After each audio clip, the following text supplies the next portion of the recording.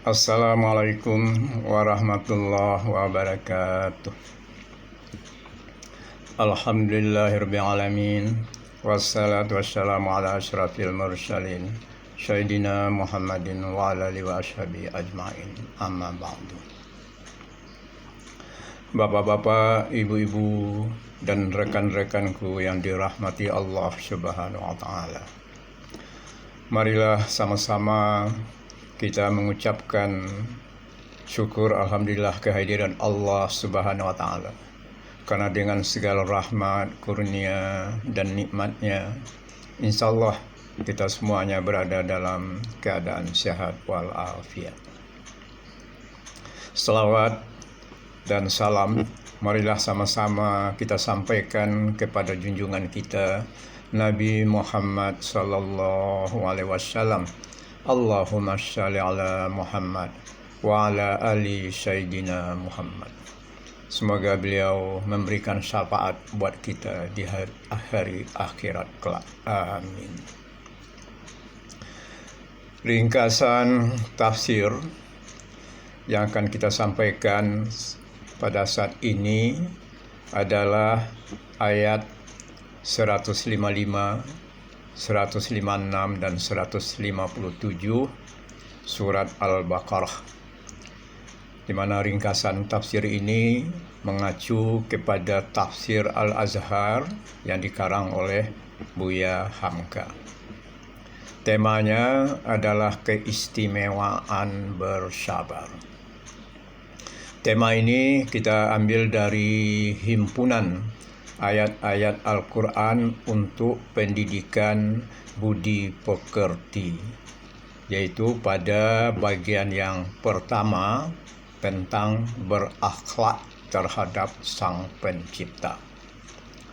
Himpunan ayat-ayat ini disusun oleh Insinyur Asnawi Hasan MLC, Laksma TNI Purnawirawan. Pada pangkal ayat yang ke-155, Allah memberikan peringatannya kepada kaum mukmin, yaitu, dan sesungguhnya akan kami beri kamu percobaan dengan sesuatu. Dengan sesuatu itu adalah dari hal ketakutan, yaitu ancaman-ancaman musuh, bahaya penyakit, sehingga timbul rasa cemas akan selalu ada ancaman. Di zaman Nabi yang terjadi itu adalah ancaman orang musyrik, ancaman kabilah-kabilah Arab, orang-orang Yahudi, orang munafik, dan ancaman bangsa Rum yang berkuasa di utara waktu itu. Juga ancaman kelaparan dan kemiskinan, sehingga persediaan makan itu sangat berkurang, dan kekurangan dari harta benda karena sahabat Rasulullah yang waktu itu hijrah ke Madinah tidak membawa harta benda. Juga kekurangan dari buah-buahan karena tidak punya kebun-kebun lagi, terutama kebun kurma. Semua itu adalah sebuah penderitaan. Tetapi derita itu tidak lain adalah karena ingin menegakkan sebuah cita-cita. Kemudian di ujung ayat 155 yang terjemahannya, dan berilah kabar yang menggembirakan kepada orang-orang yang sabar. Di ayat ini dinyatakan tentang ancaman, cobaan, dan derita yang akan mereka tempuh.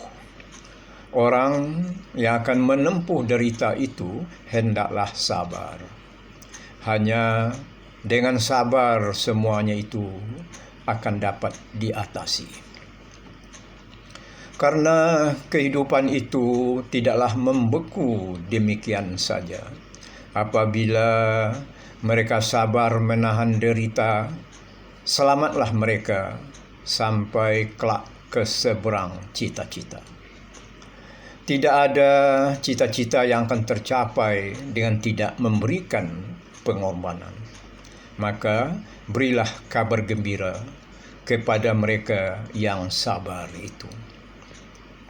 Selanjutnya, pada ayat yang ke-156 itu dikatakan, yaitu orang-orang yang apabila menimpa kepada mereka suatu musibah, mereka berkata, sesungguhnya kita ini dari Allah, dan sesungguhnya kepadanyalah kita semua akan kembali. Ucapan yang begini mendalam tidaklah akan keluar dari dalam lubuk hati kalau tidak menempuh latihan. Kabar gembira apakah yang dijanjikan buat mereka? Maka pada ayat 157 dikatakan, mereka itu akan dikurniakan atas mereka anugerah. Inilah kabar gembira untuk mereka. Mereka akan diberi kurnia anugerah oleh Allah, yaitu perlindungannya. Kemudian menyusul rahmat, yaitu kasih sayang. Di ujung ayat 157 itu dikatakan, dan mereka itulah orang-orang yang akan mendapat petunjuk. Maka dengan ketabahan hati menghadapi, lalu mengatasi kesukaran, kesulitan dan derita, maka perlindungan Tuhan datang. Rahmat-Nya meliputi dan petunjuk pun diberikan. Jiwa bertambah lama bertambah teguh karena sudah senantiasa digembleng dan disaring oleh zaman. Di sini ditegaskan, apakah keuntungan yang akan kita dapat kalau kita tahan menderita dan sanggup mengatasi penderitaan itu atau lulus dengan selamat? Pertama, Tuhan memberikan salawat-Nya kepada kita. Ini artinya bahwa kita dipelihara dan dijamin. Yang kedua, kita diberi limpahan rahmat, yaitu kasih sayang yang tidak putus-putus. Bahkan dijanjikan lagi dengan yang lebih mulia, yaitu diberi petunjuk di dalam menempuh jalan bahagia, sehingga sampailah dengan selamat kepada yang dituju. Semua ayat ini masihlah dalam rangka tuntunan dalam sebuah perjuangan. Islam tidaklah akan tegak kalau roh jihad ini tidak selalu diapikan pada diri dan pada umat. Kesulitan, kesukaran, kekurangan sebagai yang disebut Allah itu akan selalulah ada. Bahagialah umat yang dapat mengambil pedoman dari ayat ini. Mungkin timbul pertanyaan orang, mungkinkah kita mengelakkan diri dari perasaan sedih atau susah karena ditimpa musibah? Jawabnya, rasa sedih dan susah pasti ada. Rasa yang demikian tidaklah dapat dihilangkan karena dia adalah sifat jiwa.